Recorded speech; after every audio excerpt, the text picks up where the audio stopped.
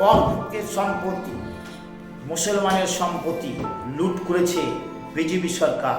ক্ষমতার জোর দেখিয়ে তিনি বিল পাস করেছেন, কিন্তু একটি কথা জেনে রাখো, এই ক্ষমতা বেশি দিন টিকে থাকবে না। আজকে আপনার ক্ষমতার বল দেখে যে মুসলমানের সম্পত্তিতে আপনি হাত দিয়েছেন, মুসলমানের সম্পত্তিতে হাত দিয়েছেন, মাদ্রাসা, মসজিদ, ঈদগাহ, কবরস্থান, মাজার, এই সমস্ত জায়গাগুলোতে আপনি হাত দিয়েছেন। শুনুন, মুসলমানের সম্পত্তিতে হাত দিচ্ছেন, আপনি ধ্বংস হবেনই হবেন। একটি গাছ যখন বেশি বড় হয়ে যায়, সে গাছটা বেশি দিন টিকে না, সেটা ভেঙে যায়।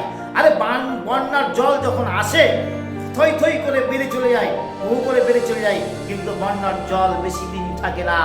আপনি এই সম্পত্তি, মুসলমানের সম্পত্তি আপনি লুট করতে শুরু করেছেন, লুট করেছেন, কিন্তু আপনার লাভ হবে না, কোশ্চেন কালো হবে না, কারণ কেউ বেঁচে থাকতে আসেনি, আপনিও ধ্বংস হবেন।